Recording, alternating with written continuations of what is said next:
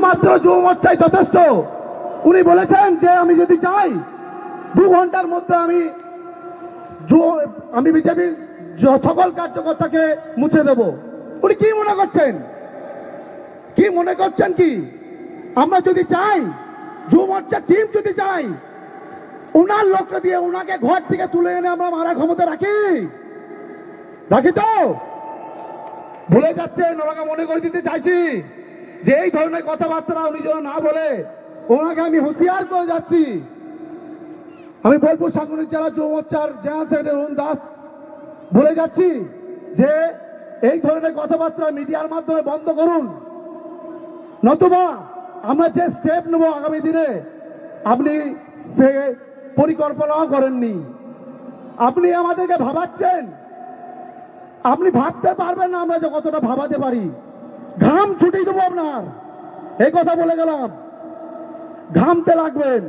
আপনার দ্বারা যে বালির ঘাট, পাথরের ঘাট যেগুলো এখনো চালাচ্ছেন, আপনি নিজে না চালিয়ে বিজেপি সরকার আসার পরও যে দুর্নীতি চালাচ্ছেন, অন্য লোক দিয়ে আপনি নতুন লোক বসিয়ে আপনি এই ঘাটগুলো চালাচ্ছেন, সেই খবর আমাদের মাননীয় শুভেন্দু অধিকারীর কাছে আছেন।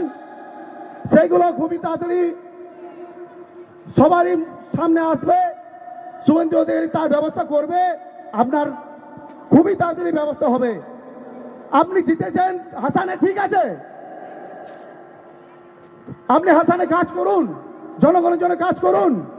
আপনি ধমকি চমকি মারছেন, এগুলো ভারতীয় জনতা পার্টি কোনদিন বরদাস্ত করবে না। ভারতীয় জনতা পার্টি আমাদের হাসানেও আছে। আপনি কতটা কাজ করছেন সেই রিপোর্ট আমাদেরকে দিয়েছে, আপনারা আমাদের জেলাতে আছে সেই রিপোর্ট। আপনি মনে রাখবেন, আপনার মেয়াদ আর 5 বছর কোন রকম টেনে টুনে আপনি দেখে নেবেন, কোন রকম টেনে টুনে তাও থাকতে পারবেন কিনা আমার মনে হচ্ছে না।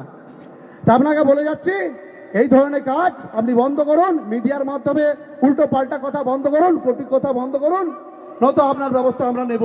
ভারতীয় জনতা পার্টি আপনার ব্যবস্থা নেবে।